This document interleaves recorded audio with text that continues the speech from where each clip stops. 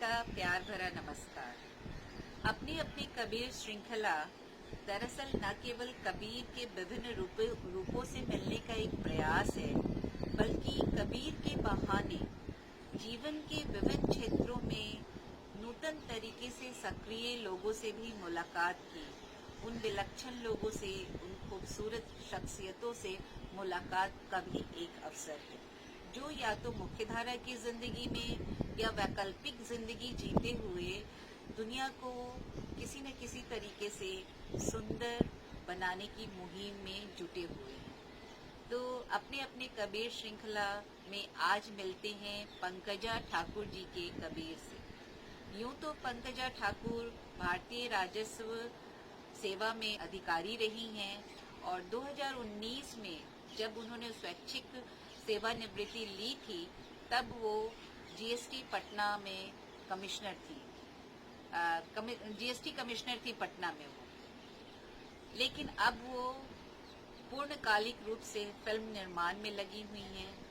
अपने पति बहुत ही लोकप्रिय और चहेते अभिनेता नरेंद्र झा की याद में वो एक फिल्म प्रोडक्शन हाउस चलाती हैं और एक फाउंडेशन चलाती हैं। उनकी एक शॉर्ट फिल्म जो थी द गाइड, वो पिछले साल काफ़ी चर्चित रही और लोगों ने खूब सराहा उसको। वो यूट्यूब पे है, आप चाहें तो उसको देख सकते हैं। और अभी वो एक बहुत ही अलग किस्म की एक लीक से हटकर फिल्म पे काम कर रही हैं, फीचर फिल्म पे। अब उसकी कहानी ये है कि एक मॉन्क जो है वो म्यूजिक के जरिए साल्वेशन को प्राप्त करता है।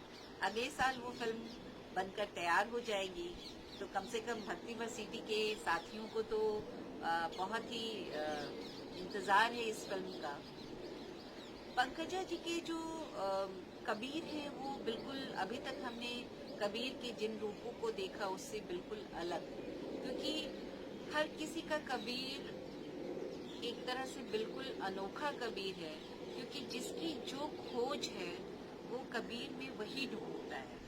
तो पंकजा जी की जो जीवन यात्रा है वो अभी एक तरह से कह सके कि एक आध्यात्मिक खोज की तरफ बढ़ रही है। तो उनको जो कबीर दिखते हैं वो एक योगी कबीर दिखते हैं, और आज पंकजा जी उसी योगी कबीर की बात आपसे करेंगी। तो और म्यूजिक के उसमें जो हिस्से में आप एक बार फिर सुनेंगे गाजियाबाद की चौहान सिस्टर्स को।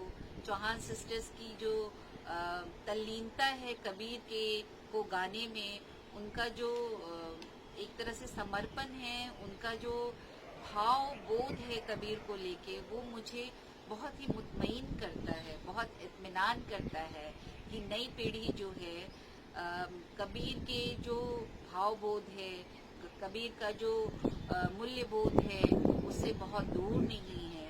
और कबीर और बाकी संतों की भी हम बात करें तो, और कहीं न कहीं कबीर जिस स्वविवेक की बात करते हैं, उस स्वविवेक को भी अपने अंदर नई पीढ़ी म्यूजिक के जरिए, पोएट्री के जरिए, थिएटर के जरिए और कहीं न कहीं हासिल करने की उसकी खोज में ये नई पीढ़ी लगी हुई है। तो ये दुनिया के सुंदर होने के लिए एक मतलब पाती की तरह मुझे लगता है कि ये जो नई पीढ़ी है, जो संतों से, जो पूरी संत परंपरा से, सूफी पीर फकीर की परंपरा से जुड़ी हुई है, वो कहीं न कहीं दुनिया के को सुंदर बनाने का स्वप्न जो है उसको सच कर रही है। तो इन्हीं सुंदर भावों के साथ आज मिलते हैं पंकजा जी के कबीर से और सुनते हैं चौहान सिस्टर्स की सुरीली आवाज में कबीर का एक भजन। नमस्कार।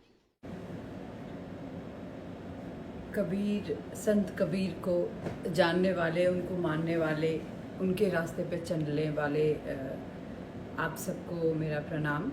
मेरा नाम पंकजा ठाकुर है और मैं अपनी सहेली मेधा के लिए ये वीडियो बना रही हूँ।